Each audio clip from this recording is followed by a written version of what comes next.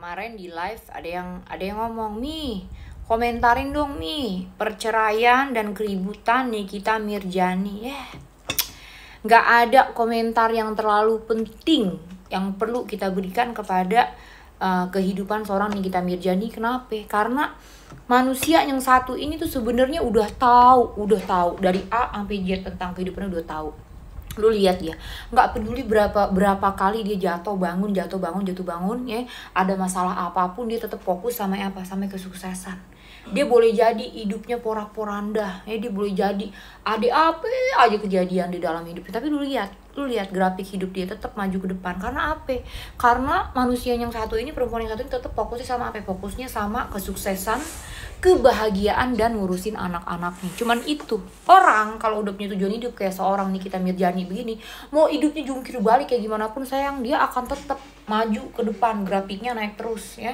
Karena yang namanya orang, kalau dikata kita manusia orang hidup, mau kagak ada ujiannya susah juga ya, nggak mungkin. Mau dikata itu ya ujian mau datang tiba-tiba dari pihak luar kek, mau karena kesalahan diri sendiri kek, mau karena apapun. Ya setiap manusia intinya kalau dia udah pinter, kalau dia udah fokus sama tujuan hidupnya, nggak ada masalah.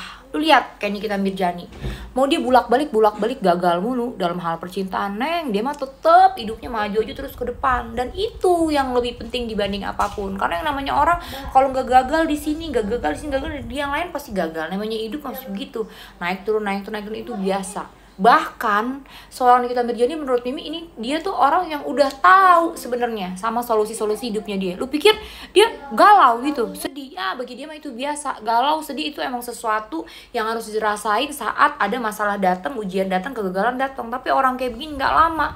Dia udah tahu ya, gua mah kalau gagal yang begini solusinya begini. Hidup dia tuh sebenarnya udah jelas ya.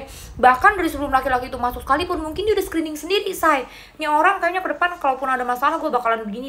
Jadi dia udah tahu. Dia orang yang udah tahu sama keputusan-keputusan dia tuh ntar kedepannya resikonya apa. Makanya mau bagaimanapun hidupnya dia berjalannya terus maju terus ke depan. Nah kita mesti contoh yang kayak begitu ya. Seorang Nikita Mirzani pokoknya yang baik-baiknya kita contoh, kita ambil, kita tiru. Yang baik, yang jelek-jeleknya gak usah kita omongin dah. Ngomongin dia kagak membuat kita makin kaya kok. Mending kita fokus kayak dia tuh, fokus sama kebahagiaan kita. Kagak jadi makan gue sama kehidupan kita.